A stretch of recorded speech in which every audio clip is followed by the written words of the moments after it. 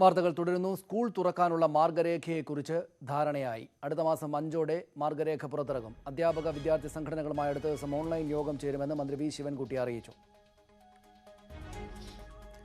ഗതാഗത മന്ത്രിയുമായുള്ള ചർച്ചയിൽ സ്കൂളിലേക്ക് മാത്രമുള്ള ബസ് സർവീസ്, കൺസെഷൻ എന്നിവ ചർച്ച ചെയ്യുമെന്നും മന്ത്രി പറഞ്ഞു. വിവരങ്ങളുമായി എസ് ശരൺ ചേരുന്നു. ശരൺ, വേഗത്തിൽ പുരോഗമിക്കുകയാണ് ഈ സ്കൂൾ തുറക്കാനുള്ള പ്രവർത്തനങ്ങളുമായിട്ട് സർക്കാരും മറ്റുമൊക്കെ. എങ്ങനെ കാര്യങ്ങൾ മുന്നോട്ട് പോകുന്നു? ഏതൊക്കെ ആശയവിനിമയ യോഗങ്ങളാണ് ഇനി നടക്കാനുള്ളത്? എന്താണ് മന്ത്രി പറഞ്ഞത്? തീർച്ചയായിട്ടും സ്കൂൾ തുറക്കുന്നതിനുള്ള മുന്നൊരുക്കങ്ങൾ നേരത്തെ തന്നെ വിദ്യാഭ്യാസ വകുപ്പ് സജീവമാക്കിയിരുന്നു. ഇതിന്റെ ഭാഗമായിട്ടാണ് അന്തിമ മാർഗരേഖ തയ്യാറാക്കുന്നത്. ഇതിനായിട്ട് ആരോഗ്യ വിദ്യാഭ്യാസ പ്രിൻസിപ്പൽ സെക്രട്ടറിമാരെയും ചുമതലപ്പെടുത്തിയിരുന്നു. ഏതായാലും അല്പസമയം മുമ്പ് മന്ത്രി വി ശിവൻകുട്ടി വ്യക്തമാക്കിയിരിക്കുന്നത് അടുത്ത മാസം 5-ാം തീയതിക്കുള്ളിൽ തന്നെ മാർഗരേഖ പുറത്തിറക്കുമെന്നുള്ള കാര്യമാണ്. അതായത് സ്കൂൾ തുറക്കുന്ന മാർഗരേഖയിൽ ഏകദേശ ധാരണയായി കഴിഞ്ഞിരിക്കുന്നു.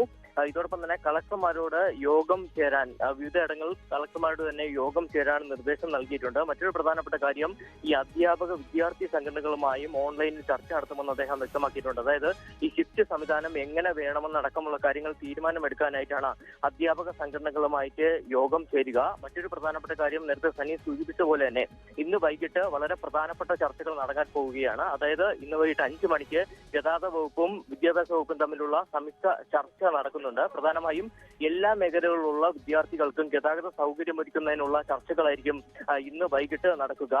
പ്രധാനപ്പെട്ടായിട്ട് നമുക്ക് മനസ്സിലാക്കാൻ സാധിക്കുന്നത്, അതായത് ഈ സ്കൂളുകളിലേക്ക് മാത്രമുള്ള ബസ് സർവീസും ഈ വിദ്യാർത്ഥികൾക്കുള്ള കൺസെഷനും അതും വിദ്യാഭ്യാസ വകുപ്പിന്റെയും ഗതാഗത വകുപ്പിന്റെയും പരിഗണനയിലുണ്ട്. അതുകൊണ്ട് തന്നെ ഈ സ്കൂളുകളിലേക്ക് മാത്രം ഉള്ള ബസ് സർവീസ്, ബോണ്ട് സർവീസ് എങ്ങനെ നടപ്പിലാക്കണമെന്ന കാര്യത്തിലടക്കം ഇന്ന് ചേരുന്ന യോഗം അന്തിമ തീരുമാനമെടുക്കും.